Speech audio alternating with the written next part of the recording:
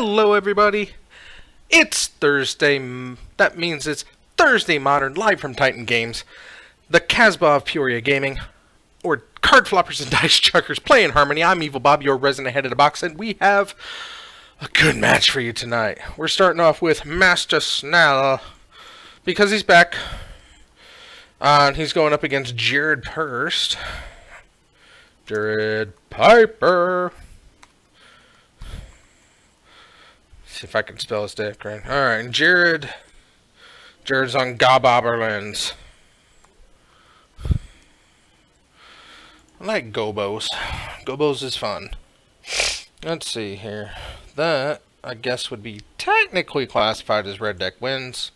So that's not outside the realm of possibilities to use that deck box. Alright. And let's see here, we had Justin Fritch join in late with Scales, and Ryan King with Stumpy.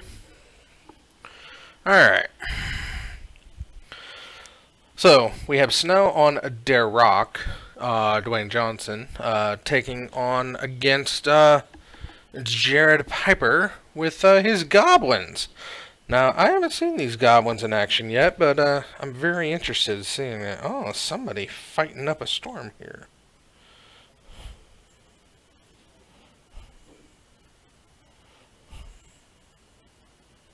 Oh.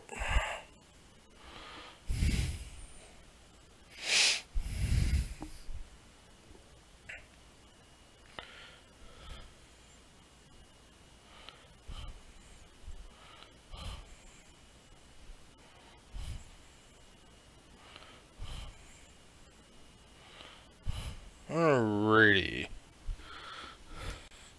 Jared does not like those 7, so he's going to go down to 6.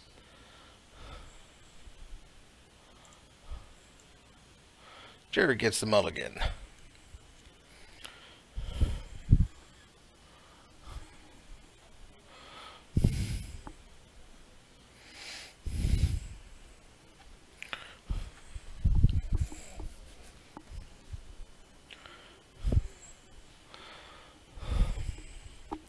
Snow seems pretty contented with his 7. Or no, just waiting for the first cut.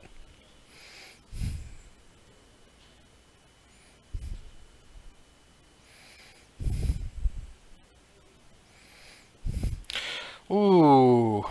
Absolutely does not like what he sees, so Jared's going to multi 5. That's harsh.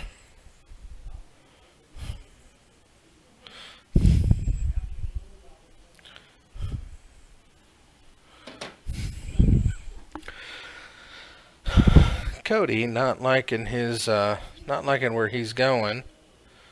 Let's see here. Snow has quite a lot of good stuff in his hand. Let's see, an ass trophy.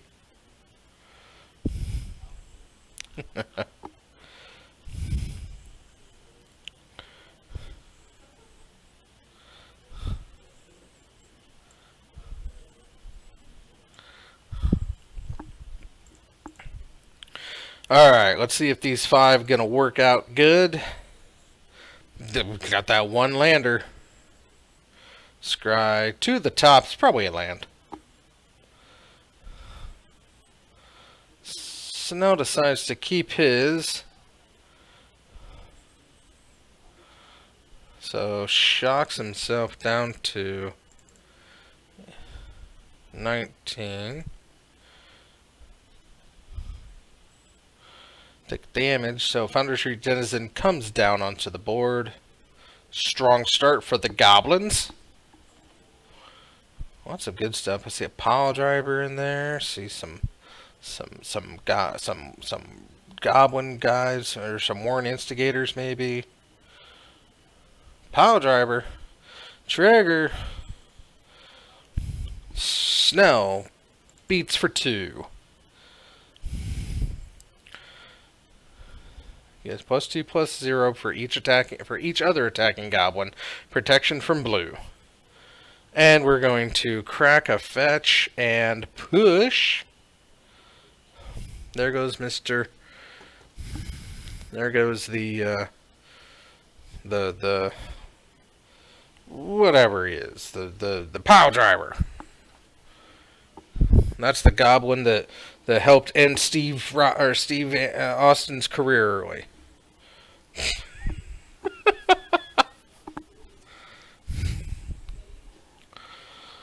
Attack with the denizen.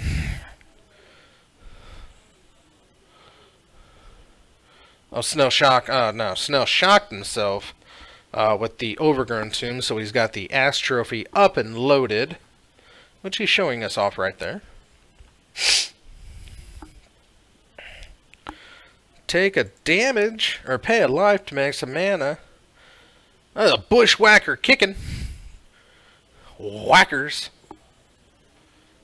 3 and 2, 5 damage. And we're going to... Must be an abrupt decay. So Snell for 2. Nope. It was an ass trophy. So Snell has Lily. Usually goblins don't care about Lily, but unfortunately Jared just hasn't had a chance to get himself any number of good goblins out there. And there's Goblin Guide.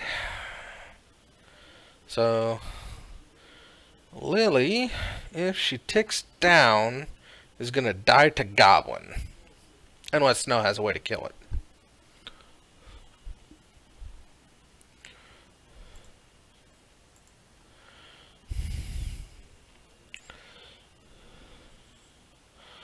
Drain and gain. So drain Jared for 2. Snell gets for 2. And killed the guide. So collective brutality escalated once. And we've got whack, and is that bolt? Another bolt land. Oh, what to do?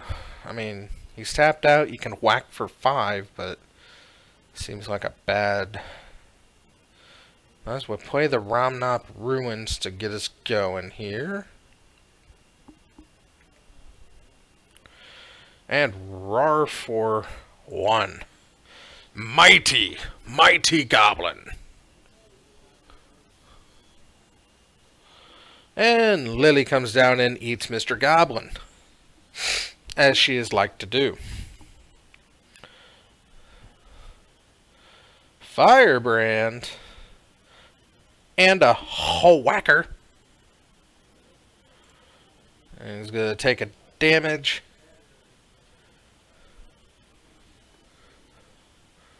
Not better, not better.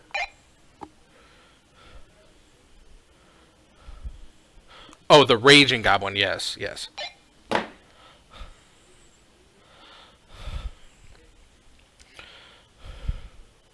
Killing Lily with the kicked whacker. So 4 to her face. Oh! And so Lily eats one and kills the other one. Oh, that's mean. Roar! Kill Lily. Legion Loyalist comes down and beats up on Lily. Is that Legion Loyalist? Alright, there's a Tarmogoyf. 5/6 Goyf. That's pretty big.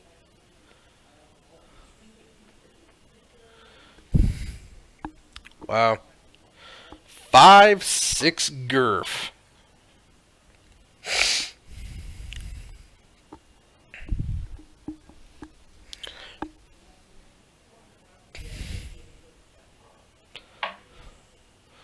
So Ramnop not up and activated yet. No blocks on the Goyf. Getting in for 5 to the face. Ugh. It's next to the 9.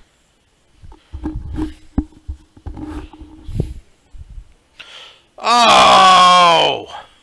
Come on! 3 lilies is a good way to beat goblins. It's... Woo! That's mean. That's mean, that's rough, that's torturous almost. Too many lilies, too many lilies.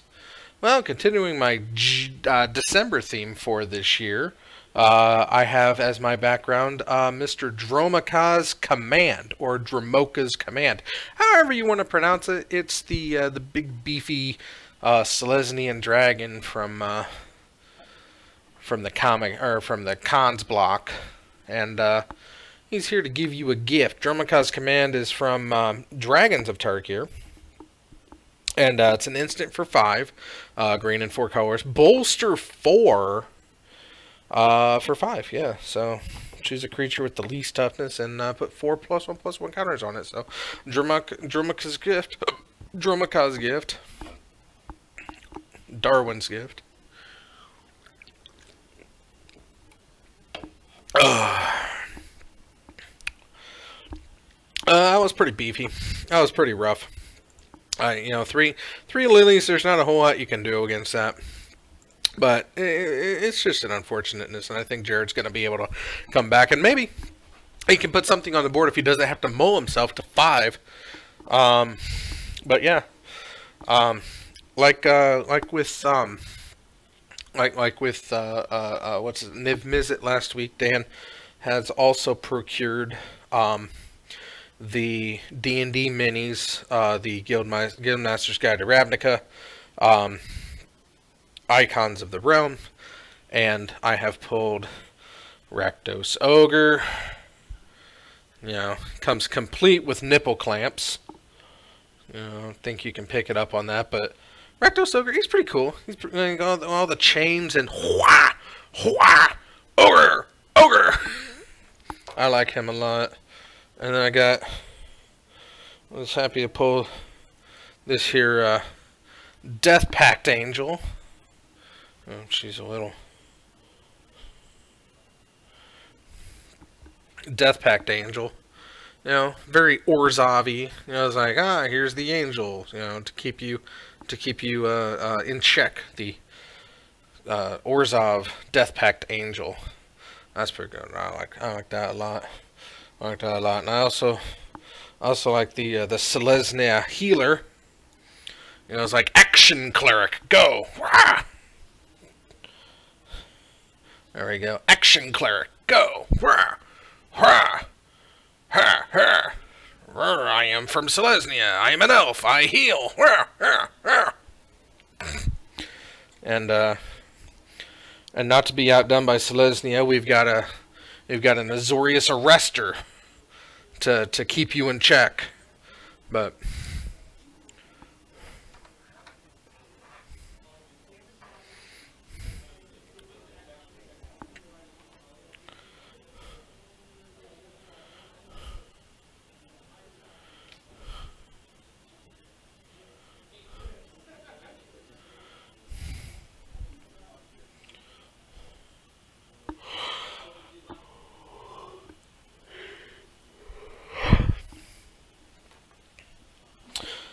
oh,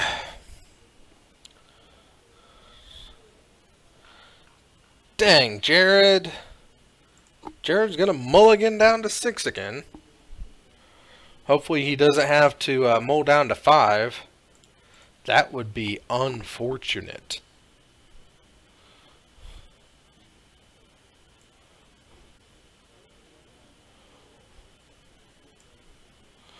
And Snell's also mulliganing, so gentlemen's to 6.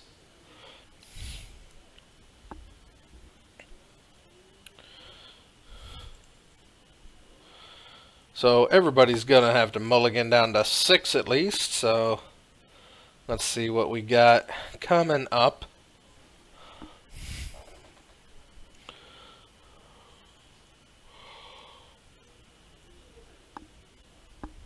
So is anybody else excited for Smash Ultimate release tomorrow? Or are you more interested in Ultimate Masters release tomorrow? I'm excited for both, to be honest. Alright. Whoops. Ah! Wrong one. Snell mulling down to 5. Snell snap mull to 5. Don't see that too often. Cody not Cody, sorry. Jared, on the other hand, is going to be sticking with his 6, so he has the advantage going into game number 2 here.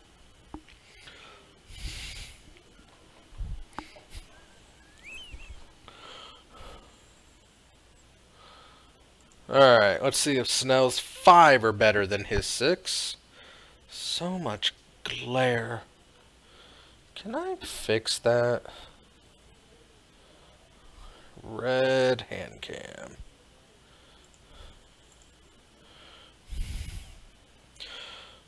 Fireburn comes in, takes Snell down to 19. Start off strong.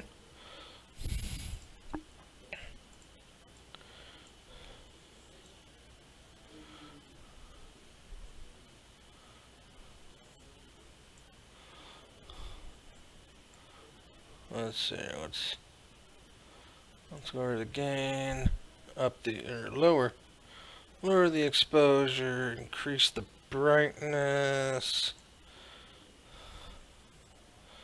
That's a little better. Alright, let's work with that. Alright. So Inquisition takes the Goblin Marshal. And Cody has to decide how he wants to whack this turn. Does he go with the Prospector and whack next turn? Or does he whack this turn and just build off that for next turn? So he's going to go with the Prospector and swing in for 1. Probably, maybe, possibly. Yep, takes the 1. Rawr. Alright, Snell do 18, draws, Goyf, puts it into his hand. Oh, misses another landfall. What do we got? Wow, Tireless Tracker, Goyf, Damnation, and Collective Brutality. None of which can be played without a second land. So Snell's going to have to pass turn and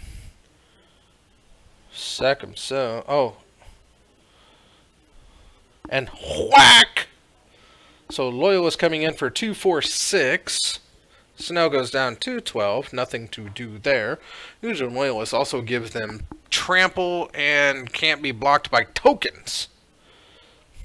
Snell finds his second land, comes into play tapped. It's a monkey land. And passes, because, you know, those Goyfs, you know, they're going to be coming out next turn. They're going to be bigger, but, so, no whack. Oh, it's a Goblin Guide, so, swinging for 6, takes now 2, 6. Got the Ass Trophy up and running, but does he drop a Goyf? Or does he Ass Trophy? Here comes a Goyf. Okay. And passes the turn now. No third land, unfortunately. 2, 3 Goyf. There's a land and another whacker. I think that's going to do it no matter how he blocks. Whack! And 3, 4, 5, 6, 7, 8, 9, 10, 11...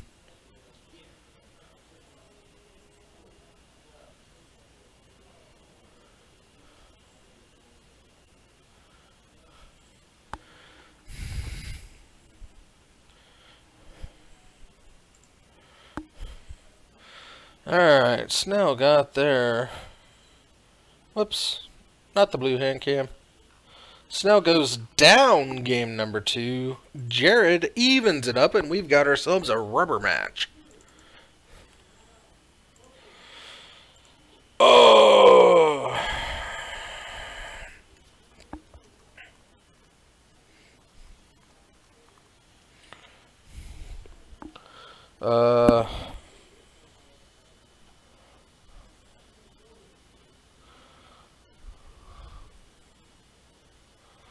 So what did he cast that last turn?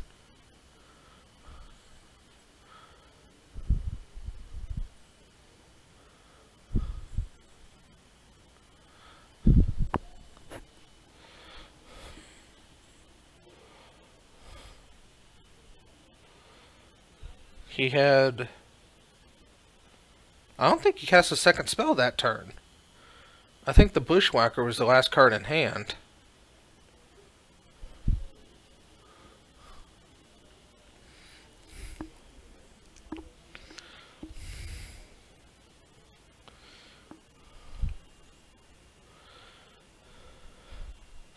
Alright. Are we gonna see... Oh. 1 land? No, 2 land. Looks like... Oh, Jared throws it back. Snell. Snell has land this game.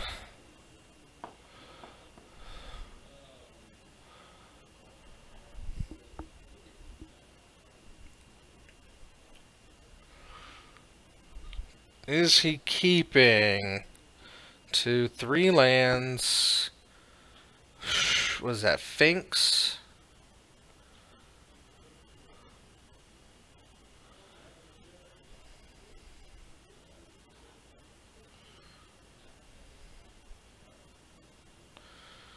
Well, it looks like Snell's going to be keeping his.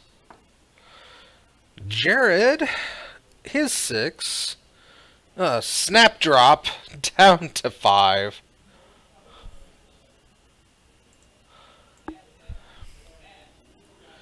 Jared unfortunately has to mull down to 5, which is really going to put a hampering on him.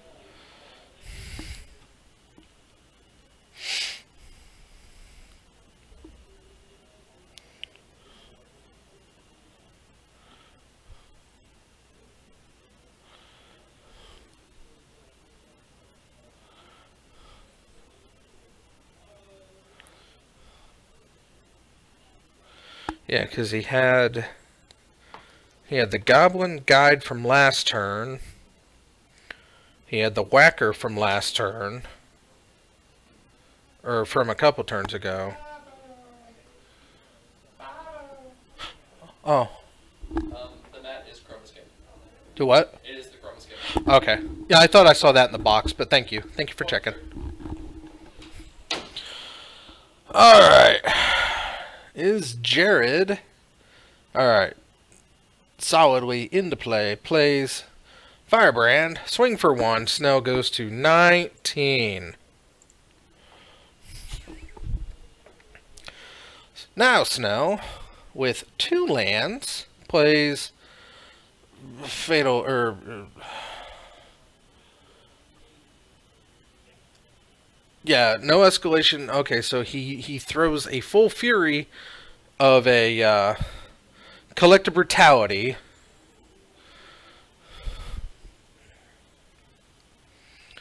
And Lily comes down and eats the Goblin. This is niche so good. Alright, and Jared scoops it up and dies to Lily. I'm going to go out and find out about that turn of events, and I'll be right back. While I'm back, let me leave you with information about the Uffie Preserve that I'll come back to tell you about. Be back.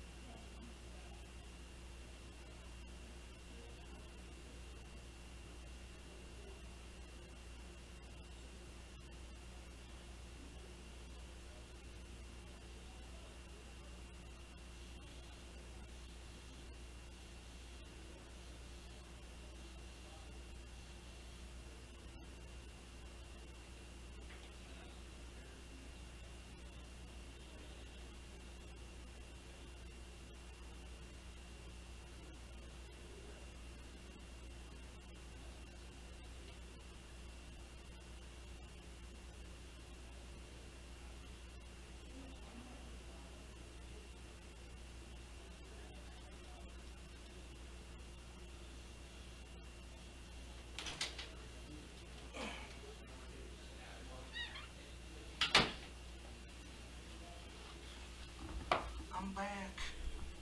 I'm back. Oh. Round one's wrapping up. Not much else going on out there. It's Ricky Ruff versus Bryce Puddleson. They're on game 3, and Lily was on 5 when I left it. So we'll be getting into round number 2 soon. But until then, you've been looking at the Oofy Preserve. Now it's time for me to tell you about the Oofy Preserve. Ice Age brown Oofies are an endangered, hated species. I mean, hate is such a strong word, but definitely unwanted, unloved species. So I have done the honorable and noble thing, the kind thing, and started the Oofy Preserve. Now this is specifically for Ice Age brown Oofies, so that they can run, jump, climb trees, sing songs, play games to their heart's content without having to worry about being hunted, kicked, burned, bit, or anything else that would horribly hurt, maim, or disfigure said Oofies. But I also need your help in taking care of these Oofies, so that they can have an even happier home with even more Oofies. So if you can go into your collections and dig deep and find your Ice Age brown Oofies, you can drop them into an envelope and send them to the address right there on your screen. That's Titan Games, care of the Oofy Preserve, 4450 North Prospect Road, Suite Charlie 6, Peoria Heights, Illinois, 61616. And every Oofy received will get a show-off, a shout-out, and my personal gratitude for your assistance in supporting of the Oofy Preserve. Now I just need to set up, let's see here, Snell picks up victory number 57 on the year, and Jared, Mr. Piper. Jared.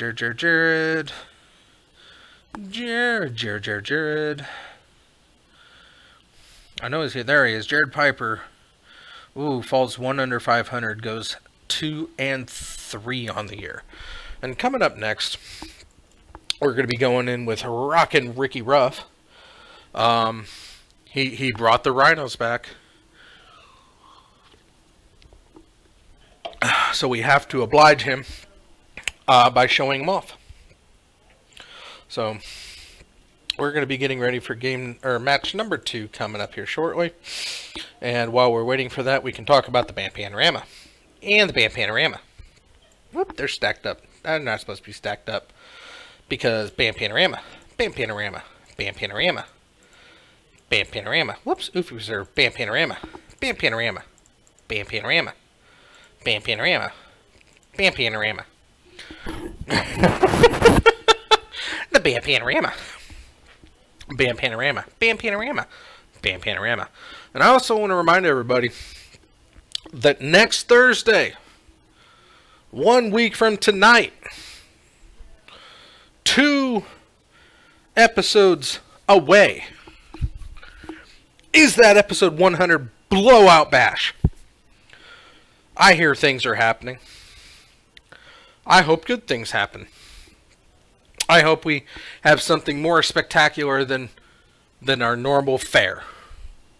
I'm still working on the background for a different layout. I know I'm not going to have hand cams. That's going to be something different. The hand cams are going to go away for a night because I'm going to have any special guest host, commentator in the booth with me. We may or may not have Pathfinder in the group or in the room. If we do, Band Panorama. If we do, great. There was no Pathfinder tonight, so we're not filmed in front of a live Pathfinder audience tonight, but that could change next week. Secondly, yeah, it's just interesting, and I can't wait. I cannot wait for episode 100. It's going to be fun. I'm excited for it, and I hope you are too. You can help me celebrate episode 100 by subscribing to the YouTube channel. It's the Zone 521. And once we reach 100 subscriptions on the YouTube channel, we are absolutely going to slap the ever-loving hell out of Ben Seidel. We're still at 55 subs. We're over the hump. We're getting there, but we're still a fair ways away. So we need 100 subs on the YouTube channel. We're going to slap Ben Seidel. It's going to be fun. It's going to be recorded. It's going to be shown a lot. It's going to be fun. I can't wait for it. But can't do it alone. Need your help. So tell your friends, tell your neighbors, tell your parents, tell your pets. Subscribe to the Zone 521 over on YouTube, and together we can slap Ben Seidel. I'm sure tomorrow at Titan here we have a Ultimate Masters booster draft. They're also having an Ultimate Masters booster draft at the Zone. It's going to be fun. I'll be at the Zone participating in that draft. I'm also going to be down there early playing some Commander. If anybody wants to stop by and play some Magic. Maybe I'll have my Death Pact Angel with me. Brr, brr, look at me, I'm a Death Pact Angel. I go, caw, caw.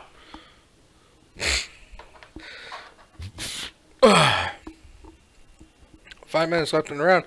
Can't believe that this match is still going on. Surely it's just about over. Scooter will be posting up the next round any moment now. So let's go ahead and strip out names. Let's strip out decks.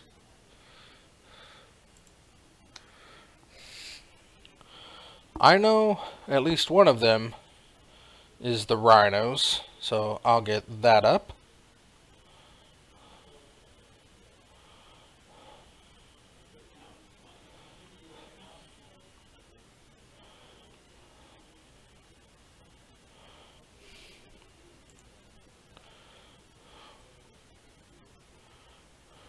There it is. Rhinos. Rhinos! So, this, unless Bryce was able to somehow pull out of a hold against Ultimate Lily, I mean, in his defense, Ultimate Lily only would have gotten one land when she went off, so...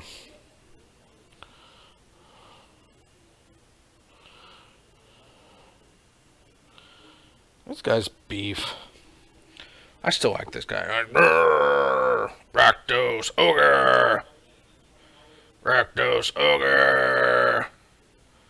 Rakdos Ogre! Rakdos Ogre! He's cool. He's cool. I like the chain work on him.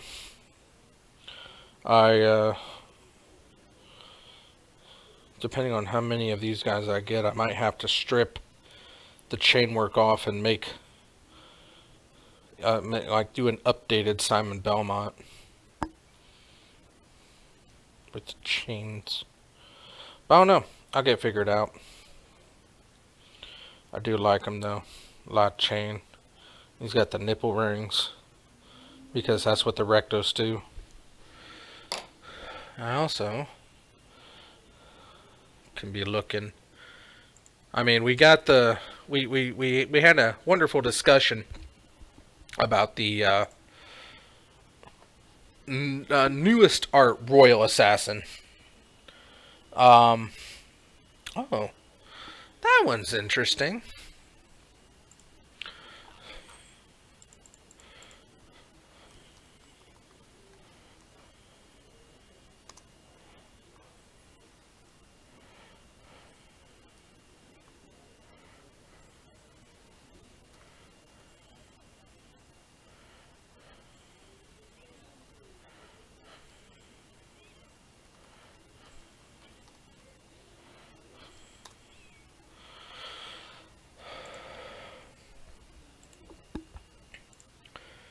I already found a good one.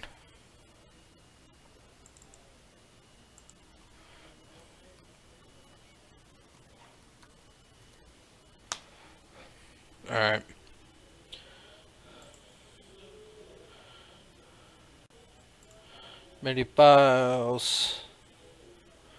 Alright. It's down in the P's. This was a good one. I'm not even upset with this one. There we go. Puppet's Verdict. Oh, this is Mercadian Mask. So it's already good. Now, what's interesting we have here is we have this goblin, and we have this leechy fellow. I don't even know what kind of creature that is. Let's take a look at Mercadian Masks and see what kind of creature that is, because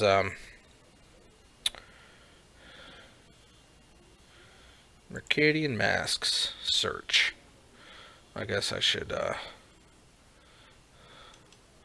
let's go back and just select creatures. Creatures. Creature. Search. Alright. Oh, Alley Grifters, it's a goblin.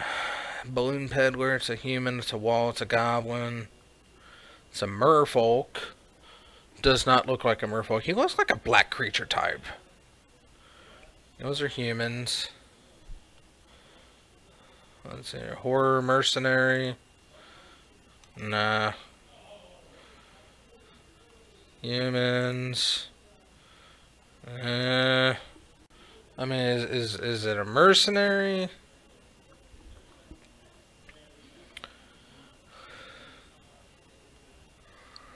Because I may have found the first thing that's dirtily about this is I don't know what that other kind of creature is.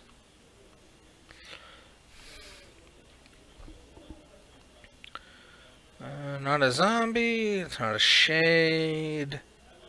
I mean, it could be a horror, but he's in pretty nice robes to be a horror. I mean,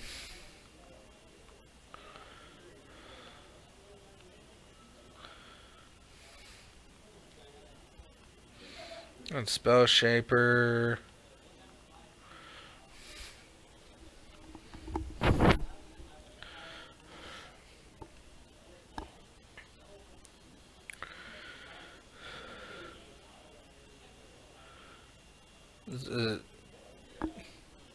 No, I mean, it could be like a satyr zombie, but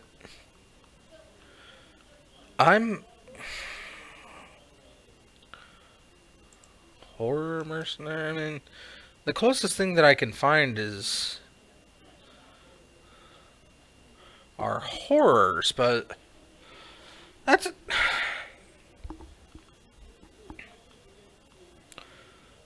Rampart Crawler. Guess it is a lizard. Yeah, I'm not.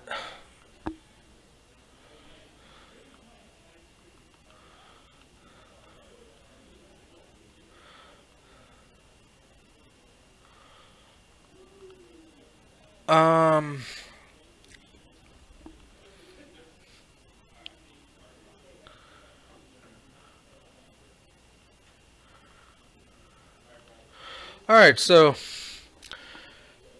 based on every other creature in the set,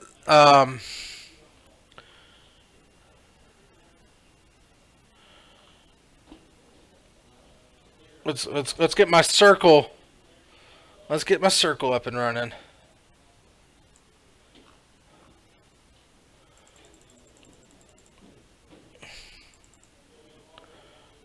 Where's my circle?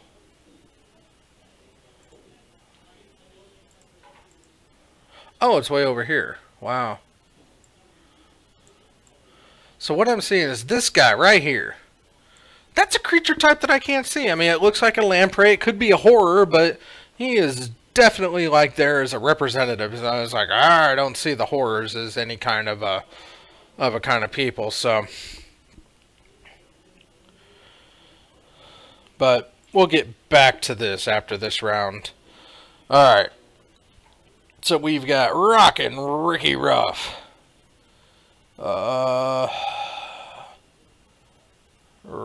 right there. Playing.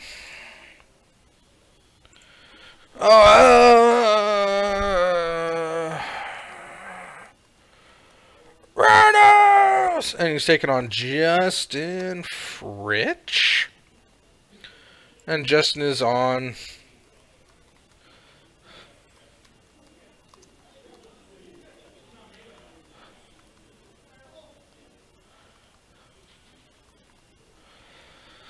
Playing Simic Scales. Very interested. Very. Could be good. Could be good. Could be terribly bad. And it looks like Justin won the die roll, and he gets to go first. Let's see here. I don't have a Scales deck, but I do have Simic.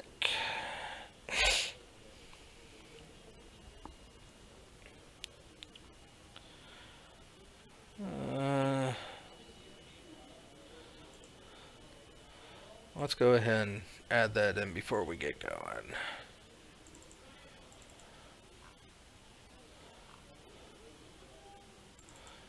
Simic.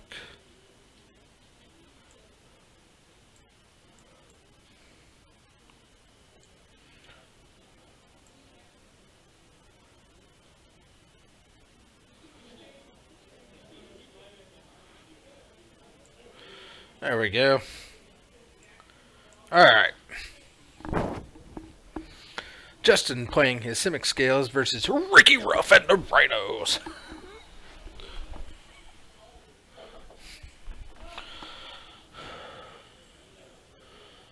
I don't know what that is. Ricky's gonna shock himself to play a Noble Hierarch. That's what the promo is.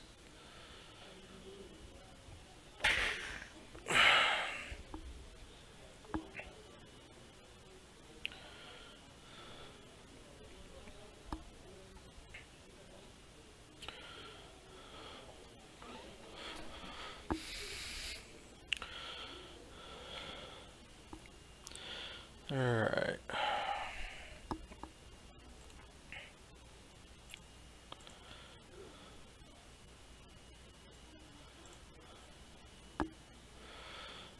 Let's see if we can get some Snellovision going here to try to figure out what we got. What is that thing? Ah, okay. So it's an artifact. Alright.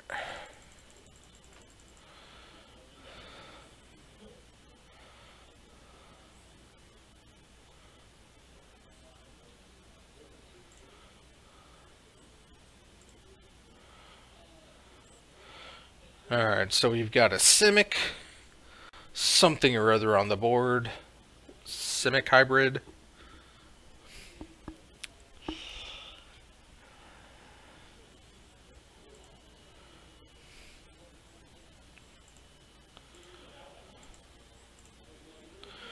Alright, so Ricky, with 2 available mana, deciding what kind of lands he wants to put in next.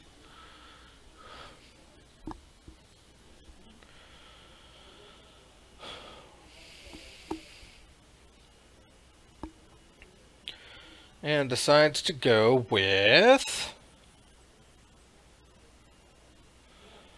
Let's see here.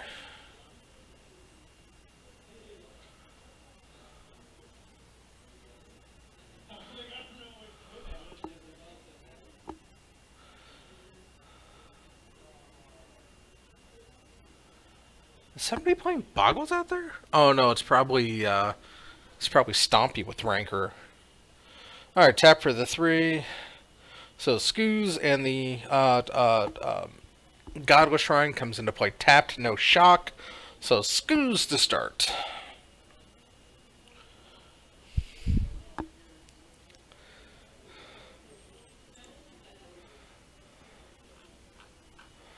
Live Crafter's Bestiary comes down.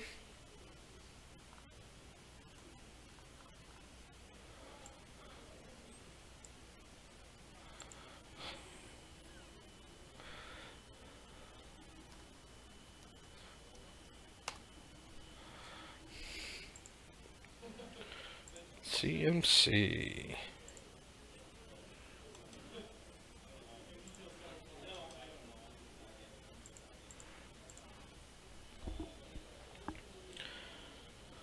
Alright, so Ricky gets attacked 4-2. Oh, is that a...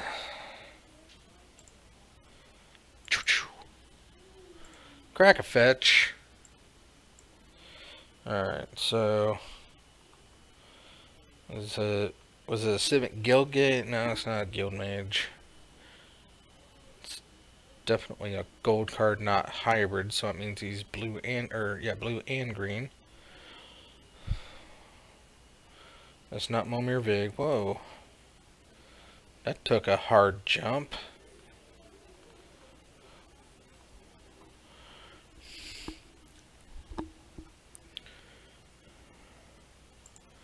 Alright, let's go together again. Let's do blue and green.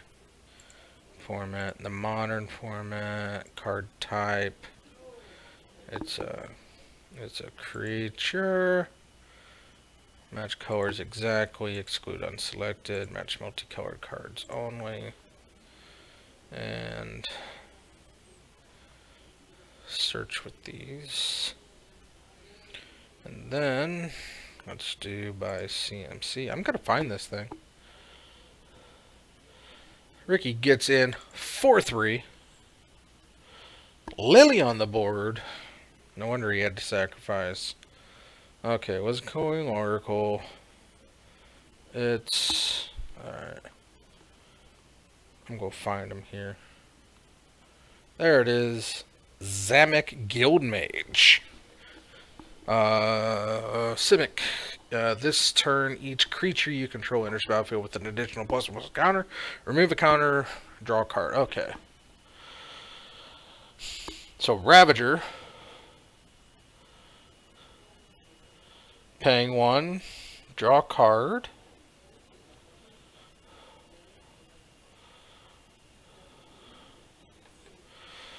So, Bestiary plus...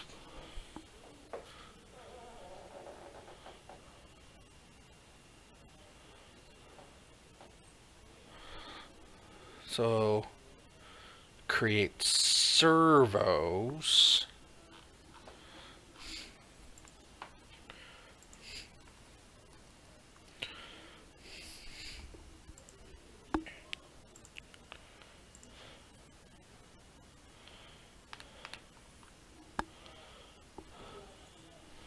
Oh, it's an animation module. Okay. Whenever counters put on a permanent you control, you may pay 1. If you do, create a 1/1 servo. Choose counter on target permanent or player. Give that permanent player another counter of that kind. Alright, so it's a proxied animation module. Oh, excuse me. Ricky. Tick up Lily to discard.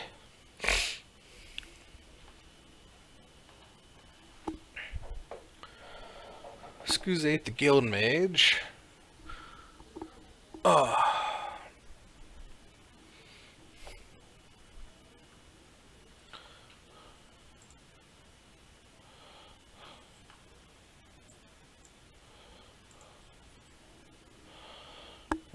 so block, eat.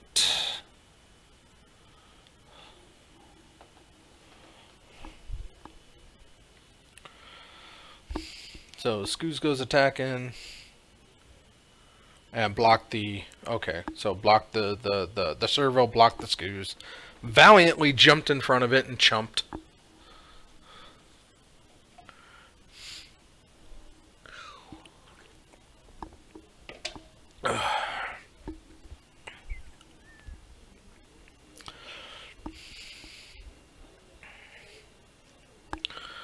Three. Rhino comes down.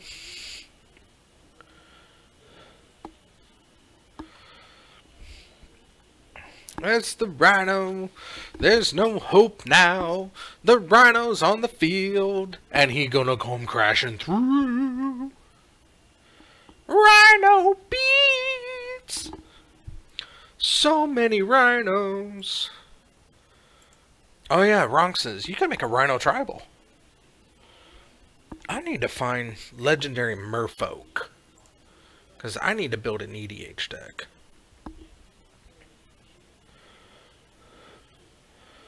So we got the tower down. Desolation Lighthouse, I think it is.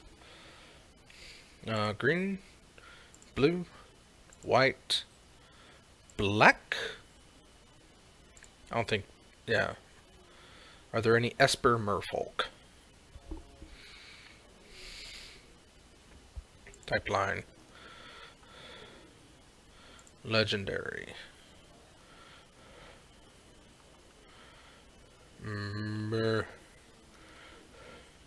Merfolk.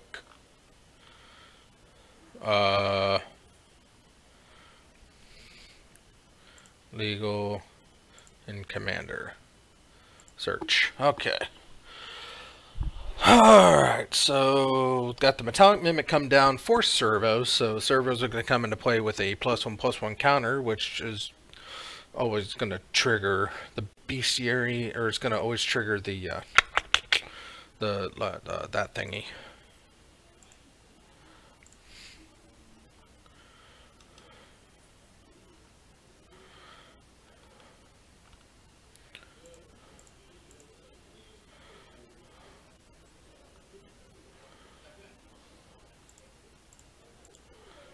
Well, let's just see Legendary Merfolk to start with. I can do blue-red, blue-green, blue-white, blue-black. But there's no Esper Merfolk. Tuvas is a Merfolk? That's interesting. I want blue, black, white. I guess Sig is going to be the best way, because I want to go mill with it.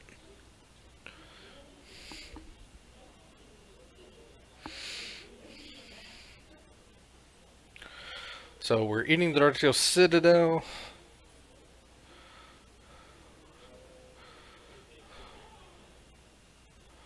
Lots of interesting stuff happening here. Eat the Citadel, gain a counter to activate the servo, to add, to get a Thopter, to get an add.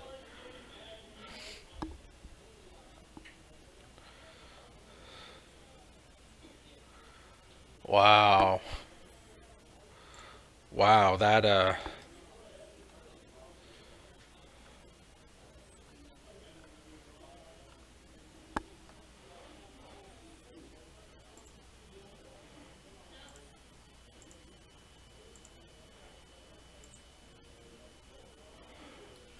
yeah, that animation module is definitely working on and on. It is put on a permanent you control. You can pay 1. That's pretty mean. Sack an artifact and it's like a Mistress Self-Replicator over and over again. And they're all 2/2s. And all you gotta do is eat one with a Ravager.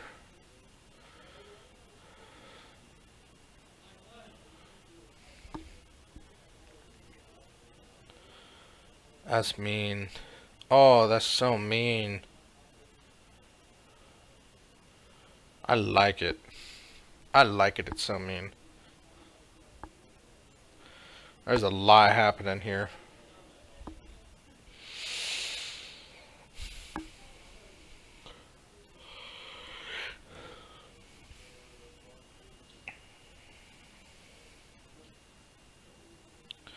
Yeah, because you can't Maelstrom Pulse because the Ravager's just going to eat it all.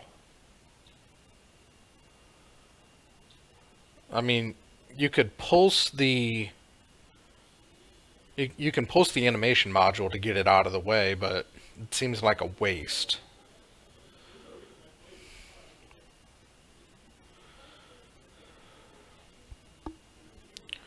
Ravager's going to eat anything. Oh no, because yeah, it isn't going to matter. I mean, you can eat it with the Ravager, but yeah, with Ravager, The pulse is nigh worthless with a Ravager on the board. You have to deactivate the Ravager for the pulse to be worth it. And that's just not going to happen as long as the Ravager's there.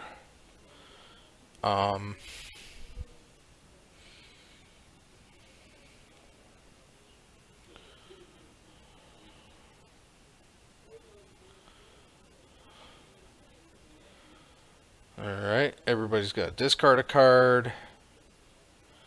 Ooh, Phantasmal Image. That's a mean one. Oh, that's a mean one indeed.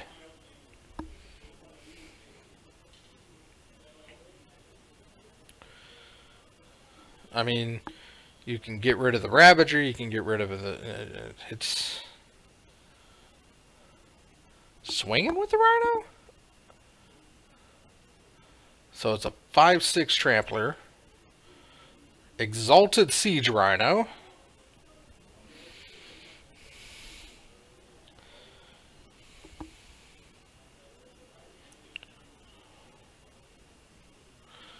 I mean,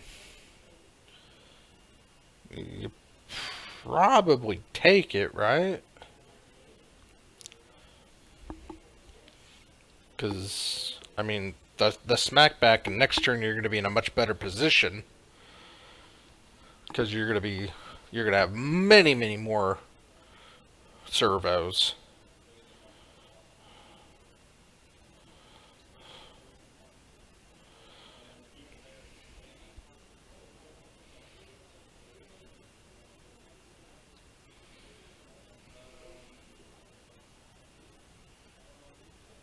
I think you just take the 5.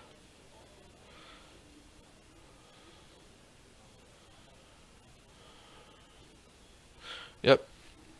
Goes to 9.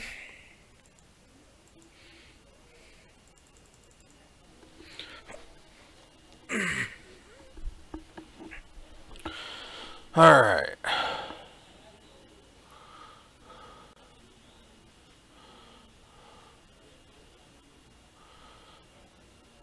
Flashing back the Lingering Souls, get some spirits on the table.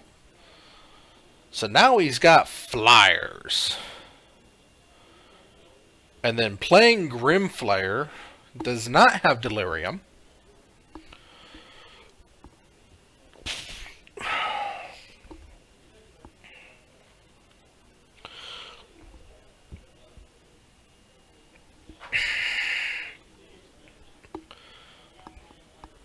What gives... Does the Life Crunch's Bestiary let you scry? Or is the Desolation Lighthouse?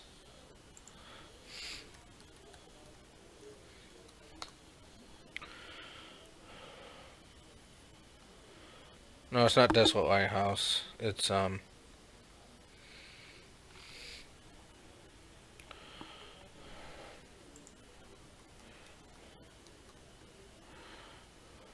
Lifecrafter Bestiary. Oh, at the bidding of your scry 1. Okay. I guess that works out well. I didn't realize the Bestiary let you scry as well. I just thought it was a, it was kind of a static, terrible glimpse of nature.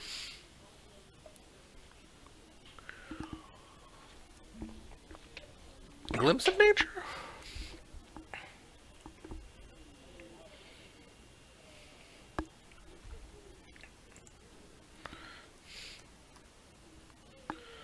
Yeah, glimpse of nature. Alright. You've got all the mana open.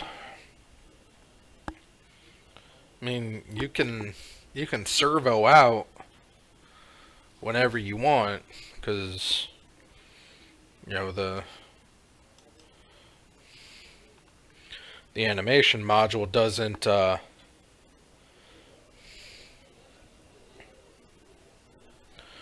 yeah, nothing you can do requires its sorcery speed, but you don't have flyers, and that may be your downfall.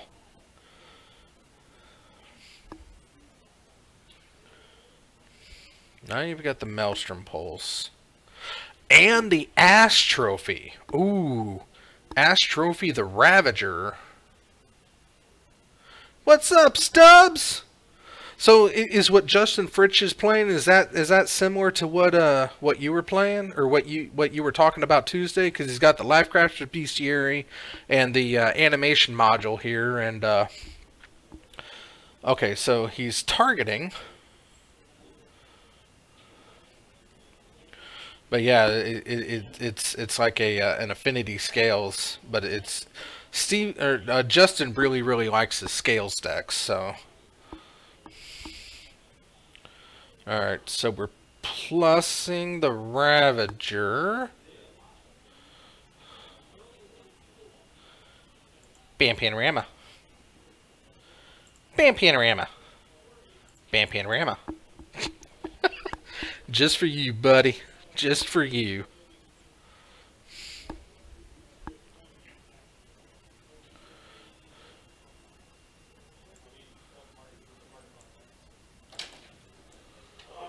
What's up, Jarvis? Whoa. Hey, Snow. Did you guys play each other? No. Oh. We just both ended at about the same time.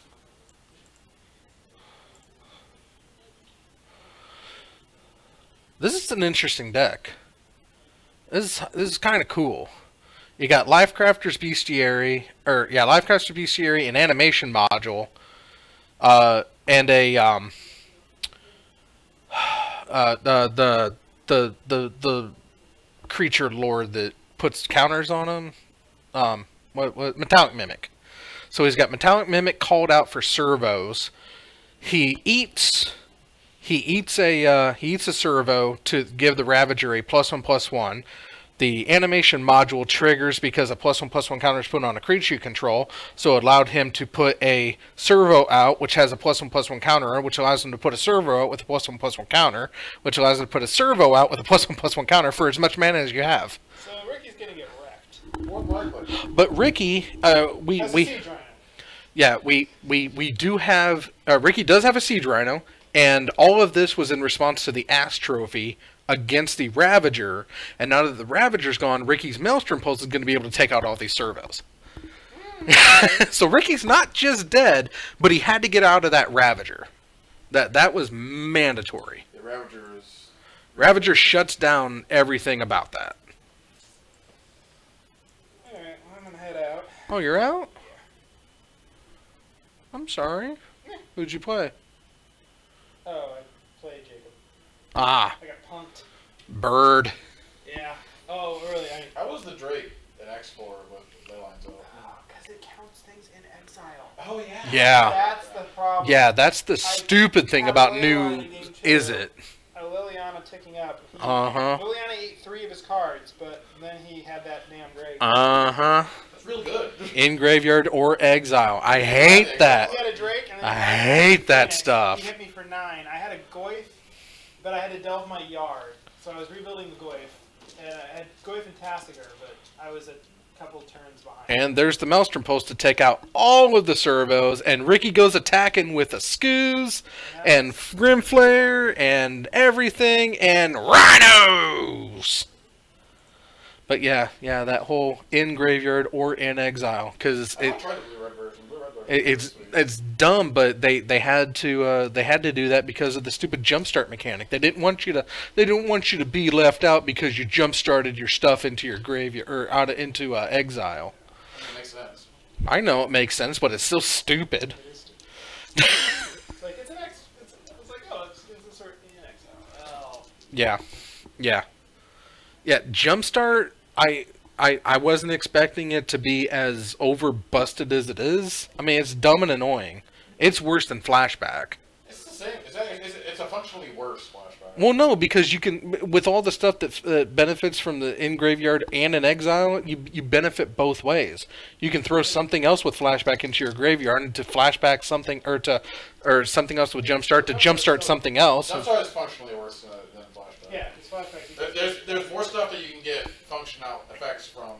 Right. Because it's a mechanic, but it's still functionally worse. Than Right. Well, it's functionally worse then, but the stuff that has Jumpstart is dumb. Oh, well. Yep. To be fair, like we don't really have many flashback spells or removal spells attached to it. And we do have that in Jumpstart. Yeah, I mean, the only run that really stands out is Ancient Rush. I don't like Beacon Bro. Bolt is I- really nice. I do not like Risk Factor. That is a dumb card. They should not have given Jumpstart to that thing. I don't care. It's dumb. It's stupid. Otherwise, we've just been worse browbeat and nobody played worse. They shouldn't have made it. They should have been. I have never been put out by a Risk Factor. Not once. In Standard or in Modern. If they have Risk Factor today, I get punked by it. Good beats.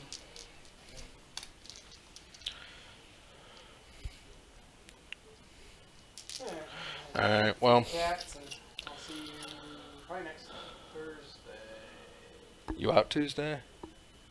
I haven't decided, Okay, but I'm leaning towards coming Thursday, but not Tuesday. that works. I have to work next Tuesday, which makes me sad. Episode 100 Blowout Bash next Thursday. Yep. I'll be here for that. I will be here for the 100th Woohoo! Bash. Episode 100 Blowout Bash. I'm sure things will happen of some sort. So this is game 3? Game 2. That was all game 1. That was all game 1. Alright, let me get these headphones on. Let me bring you in here. Ooh, crackly. Crackway? I hear it's crackly. Okay, hang on. I'm crackly, but you're crackly as well. Alright, that's fine, that's fine. We'll disconnect. I'll reconnect.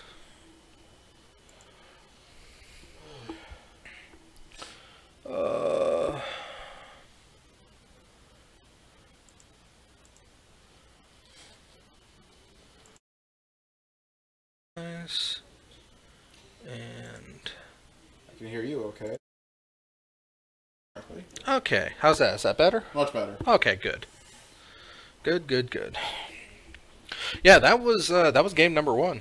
That was And- a long one. And it was. I mean, I saw Ricky with the Maelstrom Pulse in hand. I was like, oh, if only. But that damn Ravager. Oh, excuse me. Alright, so going to game 2. I have Let's some interesting mechanics going on here. 20 and 20. I can maybe see the Sim Scales deck in action. Yeah, I mean it's doing pretty good. Sounds oddly similar to just like the green Arcbound Ravager Affinity deck. Right, but it is a bit different because it relies more on the Simic-y stuff of it, and he also had a Guild Mage that benefited from +1/+1 counters, and there was just a lot of stuff. It really sounded like what Stubbs was talking about on Tuesday in the chat, and I'm like, damn, Stubbs, is this the deck you put together? Because I saw like the Life Crafter Bestiary come down, it's like, that's a good card. I mean, that's a good card in this. So, Ooh, Justin's going token. first. Jason.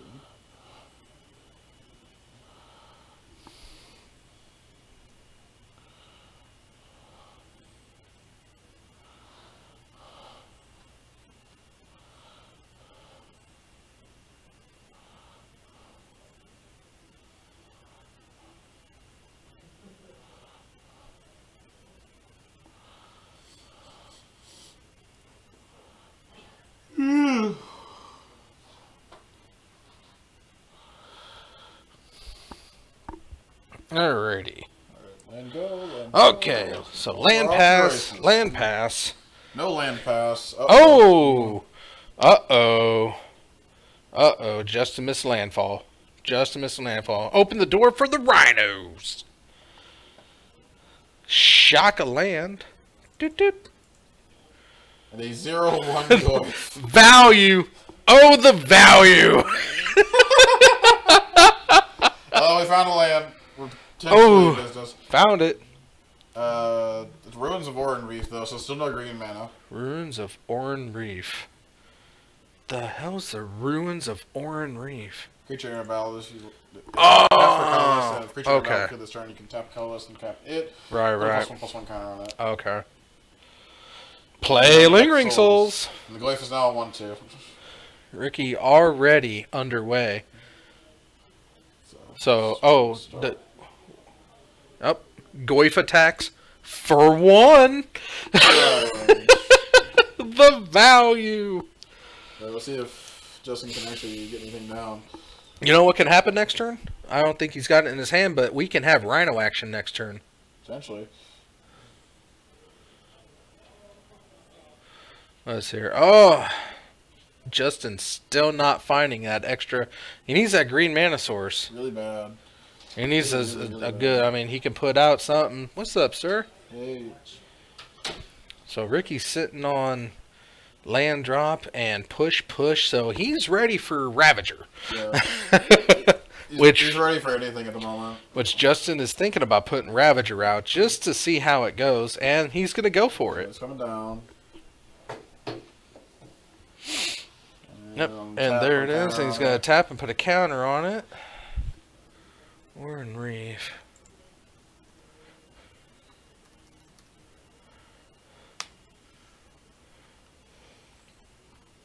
You might have to be more specific. There's a lot of Orin Reef cards. What's that? It's Ruins, right? No, what is it? Ruins of Orin Reef. There's a lot of Reef cards. Right, but because Tree Folk is reading too. How about just Ruins? Ruins of Orin Reef. It's R-I-E-F. No wonder I couldn't find it. Oh, it's just tap. I thought it was colorless and tap. Okay. It's just, I thought it was colorless and tap too. It's the Rhino! Rhino time. Look at them rhinos! No. Do. Rhinos come and hide your hots, girls. Is that a rhino? That is a rhino, right? That's a rhino. Is No, it? that's a Knight of Autumn. Aw. I got excited. Pretty sure it's Knight of Autumn. You played a Fatal Push on the Rabbit. Yeah, it's not a rhino. Justin doesn't have much going for him right now. He can copy something. Copy the Goif. That's a big boy. It's a 3/4. 4/5, actually. No. 4/5. There's- Artifacts, creature, instant source. Oh yeah, artifact, creature, instant sorcery. Yeah, okay. Big boy guys. Yeah, 4/5. Okay. Yeah, I'm assuming a 4/3. Bam panorama. Bam panorama. Bam panorama. Bam panorama. So, not sure how. But issue with like the affinity skills decks, like any kind of affinity skills decks, is once they start falling behind, it's hard for them to catch back up. Right. Yep. We have a ghost Goif. Yeah, what you can do? Might as well do it. Dead Goif. Goif of the dead. All right, draw. Ooh. Ooh. Is that oh yeah. Go ahead and push him. Dead again? Shit. That was a really dead Goif. I thought I think he would have been better off astrophying it. Save your push for something that you're not going to get it, and as soon as you target it with the astrophy, it dies, so he doesn't fetch out the island or fetch out the land. That would have been good with the green source. Like turn one hardened skills into turn two lots of other stuff that are really good. I mean, at this point, I think at this point he's beyond salvation. I think you take Hangback Walker. could take the walker, could. Either Hangback Walker or Ballista, one of the two. They're both annoying. Yeah. Hangback Walker's more. How many annoying, do but they have tonight? We have 8 people. 8 tonight. So we have a forum, but it's not going to go long. I think that's what, 3 rounds. Yeah, next round's last round. Next round will be the last round, which is good because I got to get back and peek and to get my copy of Smash Ultimate. Yeah. Super excited for Smash Ultimate. Happy about that. Can't wait to play as Simon Belmont. It's gonna be good. I didn't even realize Ah! that was out yet. I want to play as King K. Rool. What's so up? happy he got I Will's didn't realize character. that was out yet. It comes out tomorrow, Comes out tomorrow. but So you did- midnight release. So yeah, but it's an 11 o'clock release. But yeah, GameStop, and I got my Ridley amiibo reserved. So I was like, I'm happy for Ridley, but I don't know how good he's gonna be. I think he's gonna be like really technical, kind of like Cloud. He's a heavy. He's a heavy with good ability. Oh yeah, he's definitely a heavy. You wanna know who I wish was in Smash Ultimate? Sir Arthur. No, Waluigi. No. Yes. Screw you and your Yeah. Waluigi camp. You got his mascot. I'm You got joking. the Piranha Plant. I'm joking. But no, legitimately, I want Sir Arthur. I really want Sir Arthur in there. That was one downside to it. If they actually brought in Sir Arthur, and if there were a few other characters that are not trash like Waluigi, it would have been that I would have wished would made it to Smash. I think Sakurai said that his first and biggest regret for Smash Ultimate is that they weren't able to secure the rights to Kratos. Yeah. They were really trying to get Kratos to get into it, and I can understand that one, but I really want Sir Arthur. He lends himself so well to a Smash format. Yeah. He's the guy from Ghosts and Goblins, Yeah, if you didn't know. Yeah, I knew the Ghost and Goblin one. I am. Do they have any? I'm trying to think. Have they had any indie title characters in Smash yet? No, but I'm really surprised that they didn't push, or that they weren't able to get like Shovel Knight in there. So he's I think he's still an assist trophy. Yeah, he's but probably assist trophy. I'm just waiting for like an indie character to make it in. As one of the characters for Smash. So what do you guys just think of the adventure mode they're putting into this Smash? It's just story mode. They Yeah, had it's it story mode. I involved. mean, it's like Subspace Emissary. I enjoyed Subspace Subspace Emissary. was great until like the very last little bit of it when it's just a gauntlet. But So how do you think gameplay is going to be like? It'll be good. I mean, I think the biggest thing to get that it's going to take some time to get used to is the spirits. yeah, well, it's sort of like a more involved sticker system. Yeah. But I mean, you get a spirit that you like, and you level it up, and then you got to sacrifice it to get a stronger spirit. It's like, it's gonna be weird. And I understand. A lot of interesting points like one player, Right. which is nice. So are you happy that they implemented a one-player mode into the Smash game? Like, Well, yeah. I mean, it's gonna be interesting. I mean, Smash in itself is for. Inherently multiplayer. It's like as all fighting games are. Holy sheep shit! Poltrox! Yeah. Ha! Poltrox! Oh, how you doing, buddy? Long time no see! Hi, Poltrox. Jarvis says hi. I think he heard me. I'm pretty sure he heard me. I'm pretty sure they heard you too, but I just wanted to make sure that he understood that, he's talking to the Jarvis. Who's playing mayonnaise tonight, not some sort of trash fire deck. I might go back to Trashfire. I really like the looks of the blue-red Phoenix deck. It looks really Bird. fun to play. I call it Bird. The bird? Little B, big U, big R, little D. Bird. Yeah, shake of the hands, and that's it. is it Drake modern deck out there? Well, yeah, that's the Bird deck. It's the bird deck. Is it Drake? It's Phoenix Drake. It's Phoenix Drake. Is it so? If you want to switch it from standard to modern, the standard is it Drake deck? What, to Jarvis? Modern is it Drake Well, deck? What would you get? What do you want, Poltrix? I can't quite see. I bet he's going to tell you that he got 2 Karns. Okay.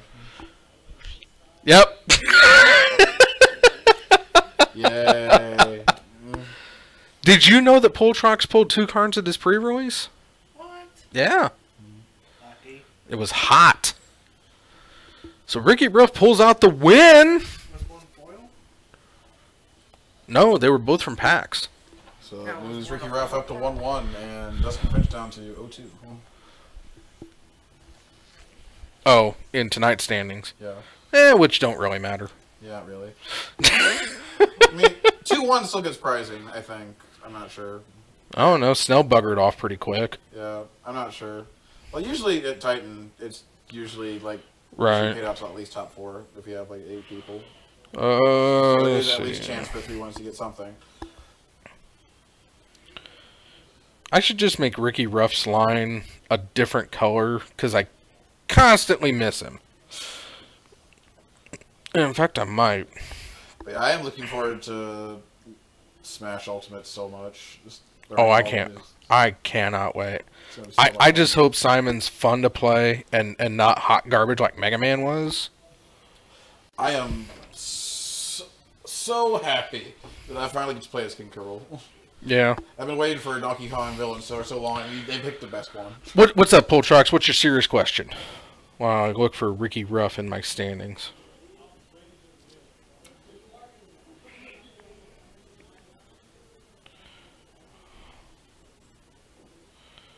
I'm pretty sure he's not down that far.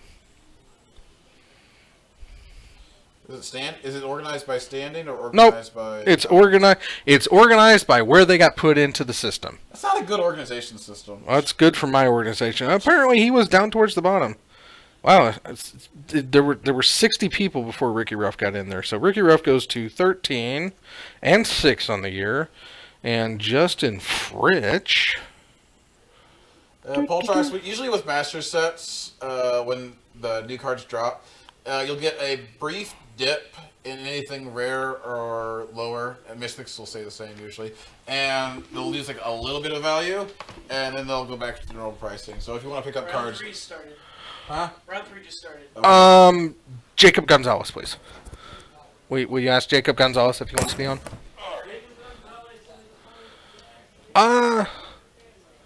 I mean,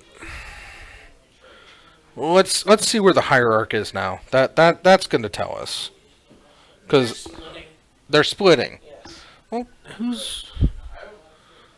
who's here? How about Puddles Jr.? Bryce. Does Bryce want to get on? Does he have an opponent? No,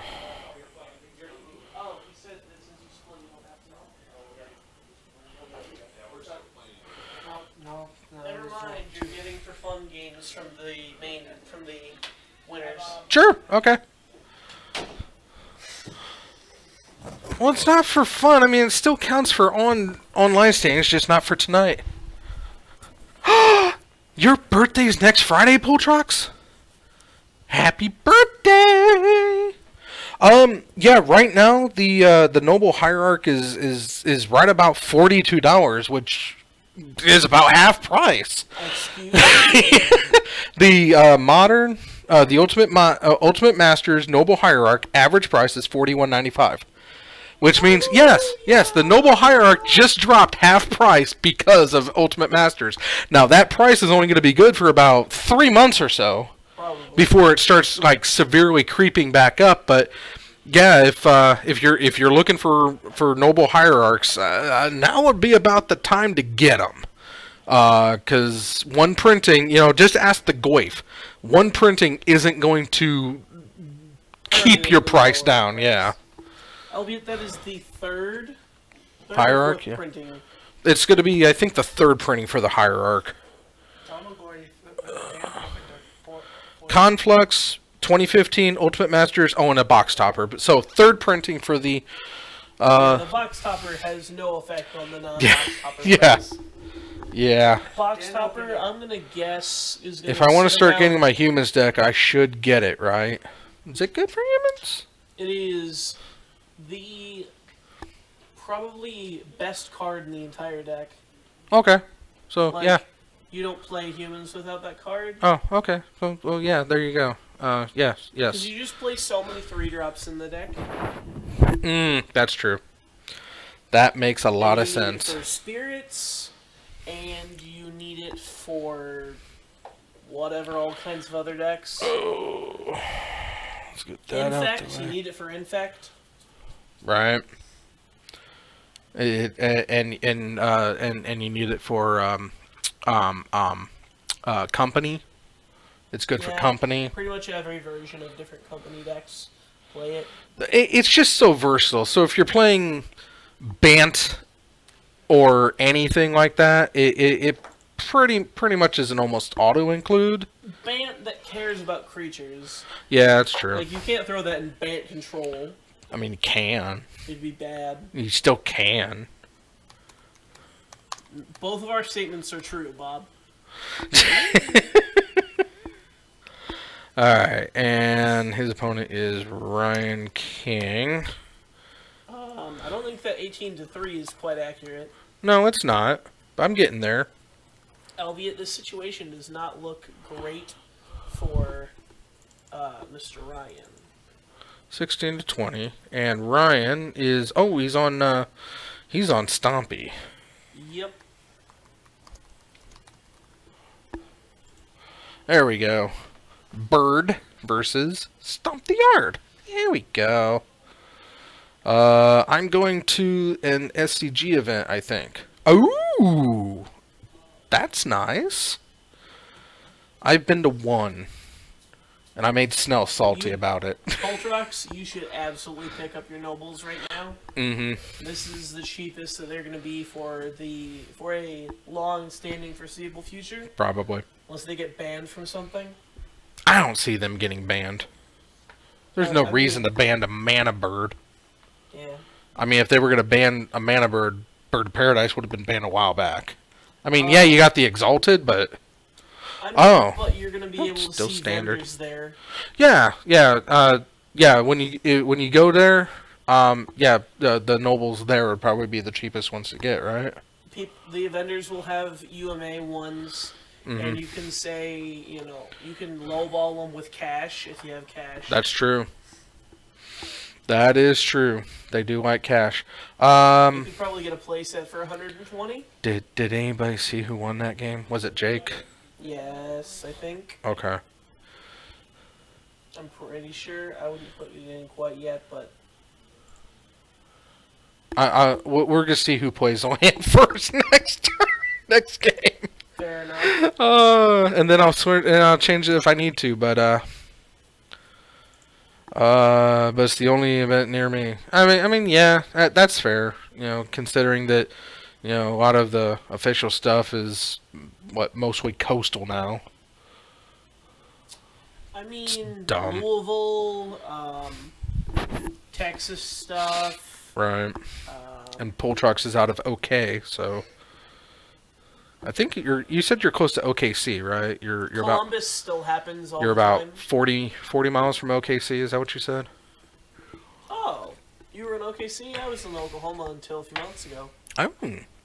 See, Poltrox is a semi-pro bowling guy who used to come out to Springfield, Illinois about every couple months to play in league. Okay. But he stopped doing that right after we met. So, yeah, see, about 40 minutes out of OKC. I remember things. Yeah, I don't remember much of anything else, but I remember some things. I was living in Tulsa.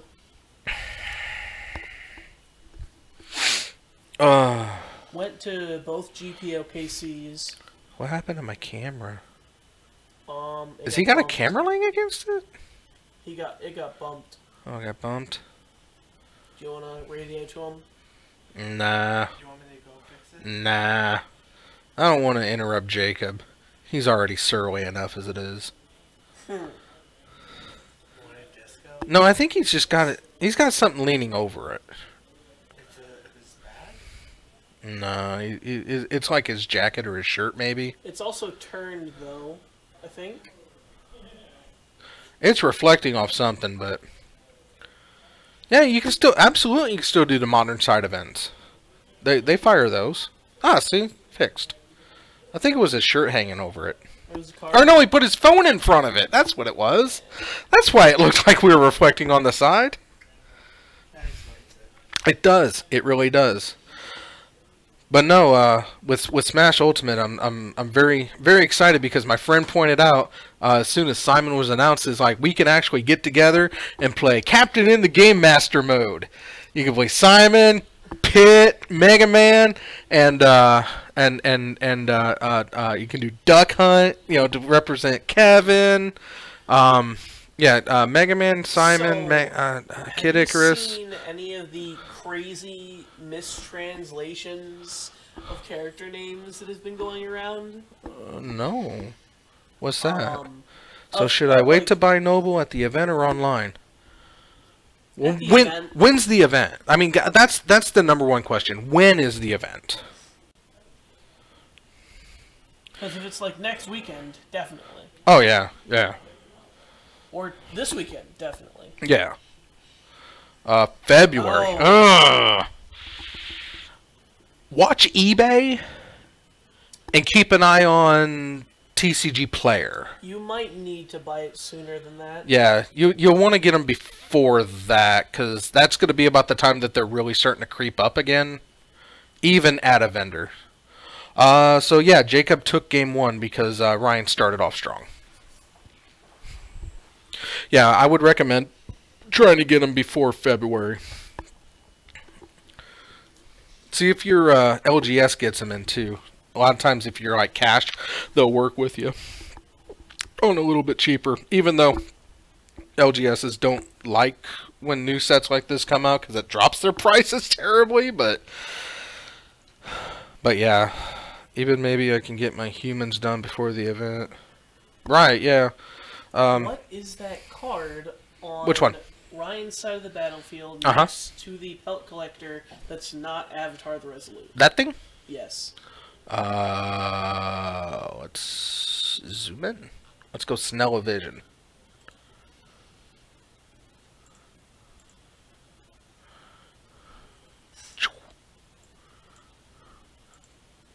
Boop, boop, boop, boop, boop. Boop, boop, boop. Is that Eyes of the Wascent? I don't know. Oh my god, is that Eyes of the Wascent? What What is that? I love Eyes of the Wascent. It's okay, it's a green enchantment. Oh, and yeah, it'd be perfect against this deck. Okay. Yeah, this is literally one of my favorite cards. I think I have it already downloaded. Let me grab it quick. All right. What is it? Yes, it's Eyes of the Wascent. All right. It's a 2-mana enchantment that whenever, whoops. Good lord. Oh, whenever they play a blue spell during your turn. During your turn, you get a 4/4 green beast.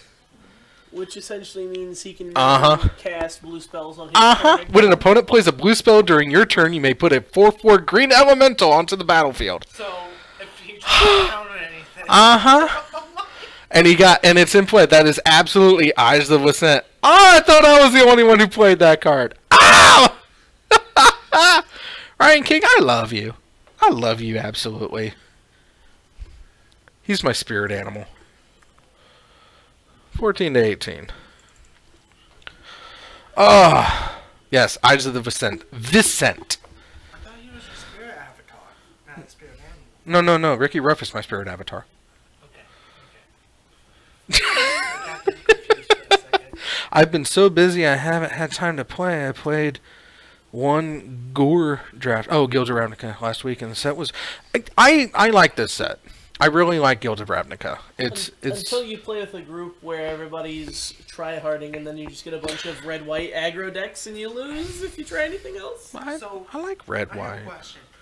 How do you think drafts are going to go with the UMA coming out tomorrow? It's gonna be good. I mean, they're gonna be fun. Really, the thing that was pointed out to me is there's one mass removal card, and it's All Is Dust. And then the only like really bits of removal are Shriekmaw. Yeah, so yeah, it's gonna be a just slam stuff and swing for the fences kind of set. I heard So aggro won't exist. Yeah, green white's probably the best thing to draft. It's possible to draft Boggles out of this set too, although Slippery Boggle is apparently an uncommon 1 per box, if that. So FYI, Why? That's ridiculous. I don't know, but he's an uncommon now. Packs are actually set up the pack war. They actually set up the pack war. The UMA set up the pack war. Any set is set up the pack war. Not the original. No, the way they have the cards ordered in the pack. Oh. Yeah. So Oh, foil on top, rare. Right. Okay, so your rare is like the second to last one he pulls. Yeah, I get that. So it's like. What do we drafted? Boros. I had no idea what I was drafting into because I hadn't read anything about the cards. It's just like white red. Hey, I'm right there with you, Poltrox. Boros is my guild. Absolutely 100% hands down.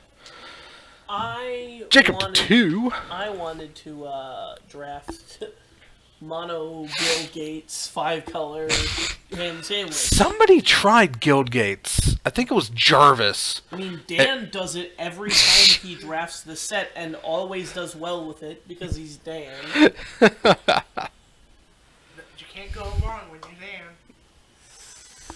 Dan. No, you can't. No. Unless you're counting what his business partnerships. Well, that's Let's still not not talk Dan. about that. Yeah, no, we're not getting into that. And there is a guy so that's going to be bolted. I don't know, to the face. I don't know what he's hoping to survive. That bounces all the creatures in play to Ryan's hand. So Wait, what was that? he flipped the thing in the ice. Oh, he Sound bolted to open flip the door. thing in the ice. Okay. So it was bolt to the face, thing in the ice. Now he might just. I wish some of literally these expensive win. lands would drop. They will, possibly. You gotta wait for them to be reprinted. That's the only downfall. So, like, Horizon Canopy isn't going down for a while. It also just got reprinted. Like, Oh, a year and a yeah, half ago, 2 yeah. years ago. It's So- not going to get reprinted anytime soon. So it did. I mean, you say that, but you know, Caracas got reprinted in the same set, and it's already got reprinted. Right. But Caracas is something that only affects Legacy to a small degree and Commander. So they're much more Nope. okay with printing the shit out of that. Doesn't matter in Commander's banned in Commander, banned in every Caracas Commander. isn't? Oh Okay. yeah, it was one of the OG or banned Original cards. bans, okay. I mean, Then it's too just- powerful. Then it's just for, like, 2 Legacy decks. So Pelt Collector, and into a Stringer Root Geist. So Pelt Collectors grow by 1. And then we're gonna what was that? A Rift Bolt? Yeah, it looks like a Rift Bolt. Take out the Stringer Root Geist, so he's gonna trigger. So Pelt Collectors are now 2 3s. He could have stacked that better. How so? So he puts the death trigger to buff the Pelt Collectors on the stack, returns it beforehand. It's now a 3/2 that's bigger than them as 2/2s. They become 3/3s, then the death trigger resolves, and they become 4/4s. Yeah, but it's still things like that trick on resolution. Oh. It's just like Mentor triggers, or Mentor is on resolution. So when you can put the Mentor stack on the trigger, or trigger on the stack, and then it checks on resolution. So if the creature that the trigger went on is equal to or greater than the creature with Mentor, it doesn't get a +1/+1 counter. It checks on resolution, not on stack. What's up, Danzy? Do you see? You I don't know if you can see, but Poltrox is in the room with us. Poltrox is with us! Or he was. I hope he's still here. But Poltrox was here! I'm so excited. This has been a great night. We got to see Snell win. We got to see the Rhinos win. Poltrox is still here. We then got to see Snell lose and go home Yeah, we didn't see... for the 3rd round. But we are watching the deck that beat, or that sent Snell home playing right now. It's Bird. That's a Ralzeric, right? Yes. Yeah, the It's Viceroy. not Ral Zarek, it's Ral, is it Viceroy? whatever. Because they decided that his last name was no longer important, Exactly. as they do with every Planeswalker. Except Nicol Bolas. Well, that's his name. That's not his That's first his- and last name. That's just his name. Yeah. What's his last name? He's a dragon. He doesn't have a last name. Should.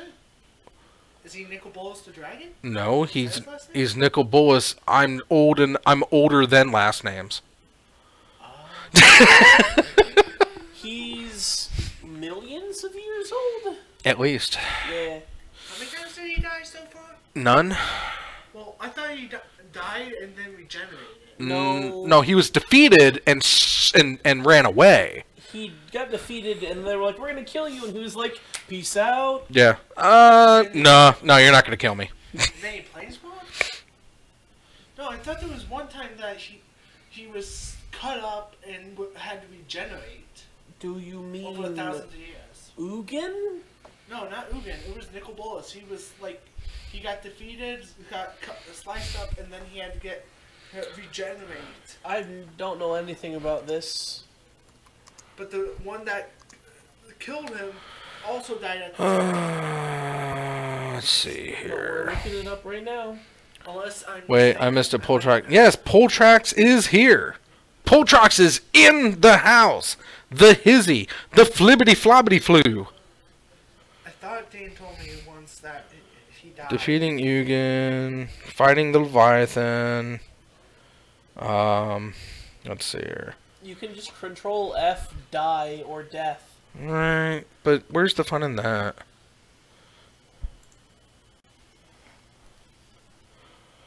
Eugene died from physical and magical injuries. Boros took him into the claws and used magic to pierce the invulnerability, giving him a chance to stay and die, or live and betray the oath he had sworn at Seagate. Eventually Gideon fled, leaving Bolas victory. Dead. Tezzeret to be dead prior to the events. Using mummified dead of the plane to raise the children. Grixis mouth for the undead. Worthy dead. Several undead. Nope. No. Try death. Whatever. Death. Demon's death. So that was Liliana. Tezzeret survived near-death experience. Bolas instead rewarded her with death. Midreap of the Deathbringer. Demon's nope. Yep. Nicol Bolas has not died. Defeated, yes. No, Multiple wait, times he even. did die, but then somebody went back in time and... No, that's Ugin. That's Eugene. that was Ugin? That was Ugin Eugene. died, and then they went back in time. Yeah. I thought- Yeah, that was Sarkin that went back to Eugene's time. Yeah. That was all con stuff. Sarkin, after he went mad and then became not mad anymore, he just took some chill pills, Yeah. and then he was like, "Oh no, gotta save dem dragons." Yep. Maybe that's what I'm thinking. Yeah, Eugene died, and that's when his spark ignited. Which is hilarious that, your spark ignites in death. But then he was stuck being dead for a really long time. Oh. I guess Jacob won that game. That's sad. Stompy couldn't get it done. Even with Eyes of the Vicent! I think multiple thing in the ices are really, really fucking... Yeah. Alright. So, Jacob Gonzalez picks up his first win on camera. Congrats! How many times has he played on camera? 4. So he's 1-3. And Ryan King goes to 2-9. He does not like the camera. He keeps getting placed in bad matchups on camera almost every time. It's not my fault. It is, you pick it. No, I don't. It just happened. A lot of times Ryan is the fallout of who I do pick. I'll pick a deck to go on, and then they just happen to be playing Ryan. And they happen to be bad matchups. You need to do more research. We can't be doing our man Ryan like this. Sambroko had his Christmas program tonight. Is he in band, or does he sing, or which one does he do? Does he do both? Instruments, sing? I think I'm going to get out of here, Bob. Well, thanks for stopping by, Jake. Don't forget, episode 100 Blowout Bash next Thursday. Alright, I'll be playing D&D here, not doing anything magic related. That's cool. I mean, D&D's all magical. Is your campaign set in Ravnica? That can be magic related. Nope.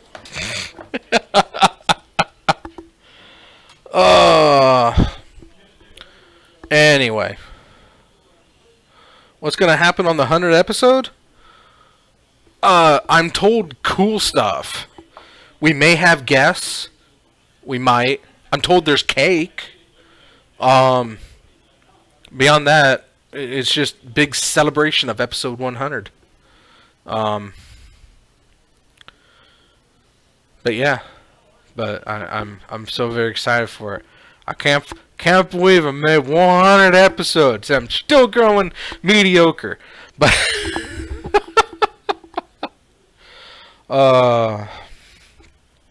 and we can't celebrate your birthday. No, I will absolutely make sure that everybody knows that it's Poltrox's birthday the day before. It's Poltrox's birthday eve. We'll celebrate. I have a piece of cake in your honor, buddy. Man, it's good to see you again. I've missed you. I really have. Um, but yeah. Hey, I have a question. What's up? So, according to this, the planeswalkers that are about to fight Nicol Bolas and Ravnica believe that he's going to invade the plane with interplanar army of immortals. Who do you think those immortals are besides the planeswalkers that are on his side? Okay, so you said what? So, Nicol Bolas will invade Ravnica with an army of immortals, interplanar immortals. Okay. Who else do you think is on his side to invade Ravnica besides the planeswalkers that are already on his side? Well, Or do you think it's just the planeswalkers that are on his side?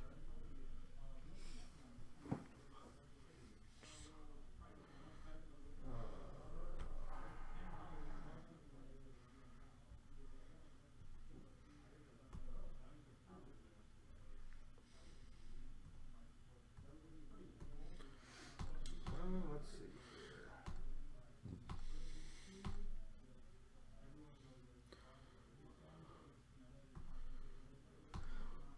About to go live with Sambroco on Fortnite. Well, thanks for stopping by, Danzy.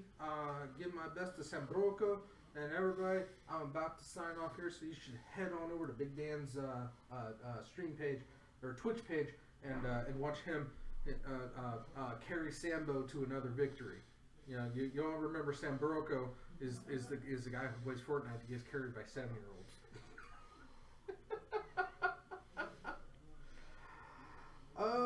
Interplanar army of immortals. I mean, it could be zombies. It could be virtually anything. So do you think he's just going to use the powers of the planeswalkers that are on his side and their influence to create an army? I mean, the planeswalkers that are on the side are Vraska and Tezzeret. And Liliana. And Lily. But Lily is ultimately not gonna... Lily does what Lily does for her. But she's contracted to Nicol Bolas. She's contracted to Nicol Bolas, but that ain't gonna matter at the end. She's gonna do as little as she can and get as much as she can out of it. So if she sees somebody, if she sees the advantage to take out Bolas, she will. Because if she kills Bolas, it's just like killing the demons. She was contracted to the demons too. And if she sees a weakness in Bolas and is able to take him out, she will. And that might be the way it happens too. Is like, he thinks he holds her in complete enthrallment.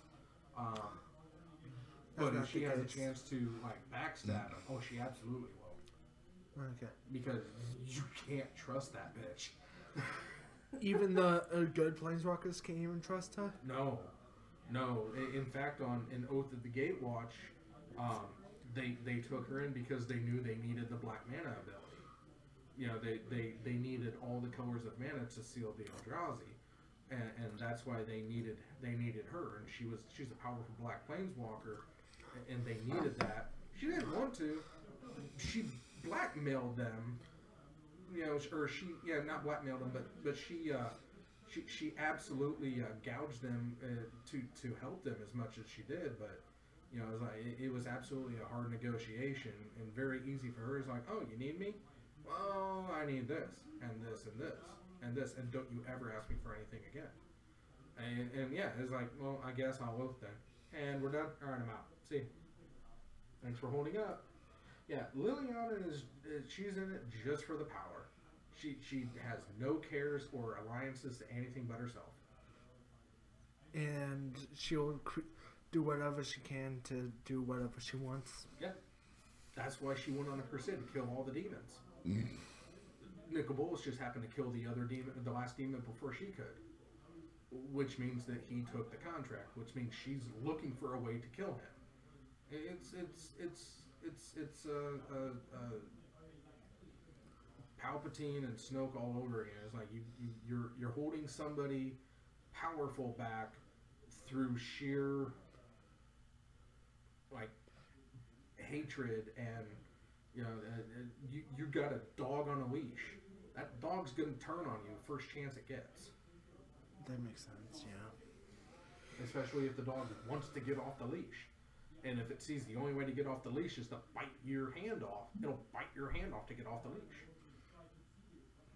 So no matter what you see, probably in the fight, in the story, Liliana is going to try to backstab Nicol Bolas. Oh, probably in the absolutely. story.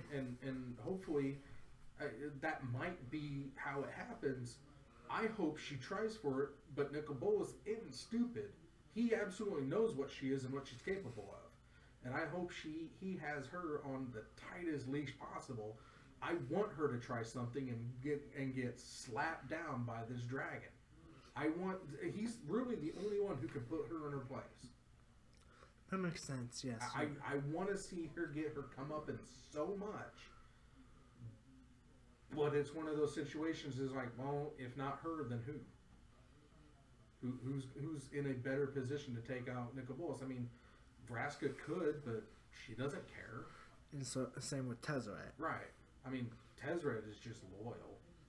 I mean, he's been saved, and he gets the prime cuts anyway. He's the cur. He's the perfect lapdog. I mean, he loves the power Bolas gives him, and as long as Bolas is in power, he's going to keep getting the scraps that he loves so very much. So Tezzeret isn't going to turn on Bolas. And Vraska doesn't care. So And Vraska really doesn't care. I mean, as long as he gives her the guild leadership of the Golgari, that's really all she wants. And as long as Bolas doesn't threaten to destroy Ravnica, which should happen, Vraska isn't going to care. It's like, as long as there's a Ravnica and as long as there's a Golgari, and she is the guildmaster, she'll do what Bolas says. You know, it's like, as long as you don't destroy my plane, and you make me like essentially the leader of the plane. Well, or one of the guilds. Every guild is looking to become the primary guild, despite what the guild pact is. And as long as Jace is there, the guild pact is strong. Unfortunately, it's in the hands of Jace. But yeah, it's So what planeswalkers are left in the story to fight with the guilds against Nicol Bolas? Everyone. I mean, well, that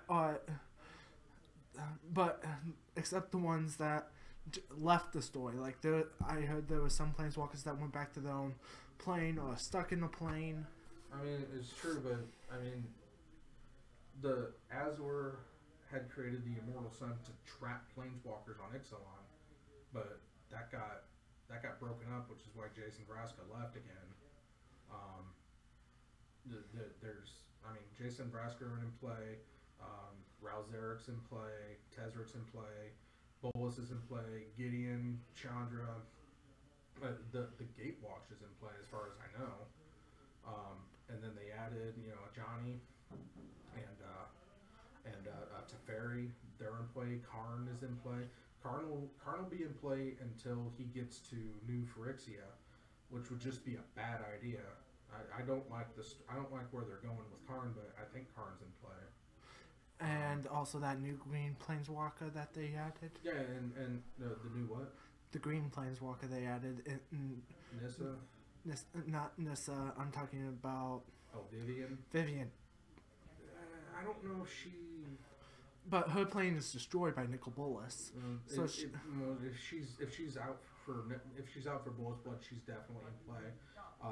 Next set, the Allegiance of Ravnica, Kaya's back. She's in play.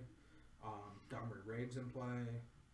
I mean, it's ultimately they're wanting these Ravnica sets to be the end of the Gatewatch storyline. So everyone's going to be in play. And there's probably going to be a lot of death in it. There should be a lot of death. What I'm hoping for is the Gatewatch is either dead or disbanded, possibly sacrificing their sparks to seal Bolas into a collapsed Ravnica. Kind of like entomb him in this plane and seal it off. even if Vraska doesn't want that to happen. Well, yeah. They may have to kill Vraska to get to that. There's gonna be a lot of deaths happening. There's gonna be a lot of deaths. There's gonna be a lot of sacrifice sparks, and ultimately, what should happen is Ravnica should be a tomb for Nicol Bolas. And The guild pack destroyed, nothing left alive. It's just a husk of a plane that Bolas can't leave. That's where I see it. That would be the best case scenario for them to be able to move on with And- new planeswalkers, a new story arc, and to just move past because and just restart the whole. but I mean, not even just restart, just like start a new story. Because you know the Weatherlight crew lasted a long time, and it took to Apocalypse, and jumping forward 100 years, I think, from there, to start up the story again with another group until we got to Lorwyn with the Lorwyn 5. And ever since Lorwyn, it's been about the Planeswalkers and what they're doing.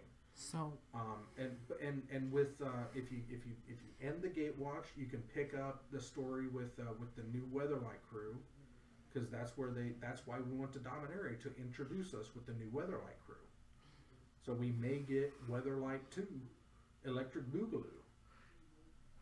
So, do you think there's going to be deaths of the main 5? Possibly. Do you think all of them will die, or No. maybe some of them will live? No, they won't kill Jace. Jace is going to become the new Urza. He may have a spark, he may not. He may just become a drifter. He may have his mind irrevocably destroyed, that he doesn't know who he is or what he's doing, but he's just he may become a multiverse wanderer, trying to find out who he is. Just like before in that one set, where he was he made an illusion Right. that he was trapped in. But there could be virtually anything they do. I don't think they're going to kill Jace. I think they may kill Gideon. They may kill a lot of them, but at the end of it, I really think that they're either going to die or they're going to be sparkless. Which is really what you have to do if you want to end a story with these powerful characters. You have to make them so their story is over. Do you think the ones that are sparkless but still alive will just become legendary creatures in future stories? They might, and I don't want to see them be printed again as a creature. I just want to let them go gracefully into the sunset. I mean, that is the end of the story. If your story's over, you don't belong in the story any further. That's true. I want to see them just move past it. We have been with these characters for far too long. It's time to get it done. And Rosewater and the rest of the writers have said that, you know, we want to wrap up the Gatewatch story arc with the third Ravnica set. What do you think they're going to bring out in Core Set 2020? Anything they want. Probably just rehab anything that seemed popular in the past stories. I mean, yeah. Again, the core sets is a great way to tell an anthology series. You know, it's like a small story that doesn't really fit anywhere else in the multiverse. You can go back in time again, like they did with this one. Although they already had the cards made, and they just kind of hashed a story together around them. Which is why we didn't get a Eugene as a living creature. They openly admitted that the story to M19 M19 was very they thought of the whole Bolas versus Eugene war as the story of it like a couple weeks before they went to print, and they had already designed it. All the cards were already in place. There was nothing to change it. They just kind of hashed a story around what they already had. So they could tell anything, and with a core set, you could really go anywhere. I mean, in Origins, we went to the home planes of the 5. You know, the 5 planeswalkers that flipped. We saw their origins. It's just a neat way to tell a story that isn't strong enough to be in the main line. So, after the Ravnica series and the core set 2020, do you think that they're going to just go all that they might skip like another 100 years into the future, or maybe do like a story where they tell the aftermath of the battle? They might, but there's no really reason to do that. The reason that they jumped 100 years into after Apocalypse is because they were still primarily focusing on Dominaria as the plane of the Magic story, and they leapt forward to show Dominaria after the events of Apocalypse. But ever since they've started to go to different planes for each set instead of the sets happening on Dominaria, you can just go to a new corner of the multiverse. So you don't have to time jump forward, because each new plane, is going to have, its own planeswalkers who are just learning on what they're doing. They can have old planeswalkers that found a home there who like it there, but the denizens of that plane aren't going to have any idea of what's happening on the multiverse level outside of their own plane, because that's how they work. And I'd be fine with that, I wouldn't mind going to another distant corner of the multiverse that had no idea about New Phyrexia, about Nuclear Bolas, the Gatewatch, or the Eldrazi. They've just been untouched by that, and we got a new story to pick up. I wouldn't mind that at all. Yeah, I would like that too. Well, thanks for sitting down and chatting with me afterwards. And I think we're going to wrap it up. We've had 3 good rounds, and it's a good place to end it right before 9 o'clock. Just about 2.5 hours of play time, and 3 good rounds. Like I said, I got to see Snow win, got to see Ricky Ruff take the Rhinos to victory, and then we got to see Jacob and his bird deck just stomp the yard into submission, which was sad because I really like Eyes of the Descents. It really kind of, I hope it doesn't discourage him, because I really love that card as a sideboard. But I'm going to get out of here. I'll be back on Tuesday live from the zone. It's the episode before episode 100, so it's going to be interesting. And then again, episode 100 right here next Thursday. Don't want to miss that. I don't know all that's going to happen, but I'm told there's cake, and we'll be celebrating Poltrox's birthday because it's the day before. And I'm rambling at this point, so I'm going to go ahead and sign out. And I'm going to remind you that I've been Evil Bob, your resident head of the box, reminding you that however you choose to live your life, I approve. Have a good night. Have a great week, and enjoy Masters Ultimate, and enjoy Ultimate Smash. Take care, everybody, and I'll see you on Tuesday.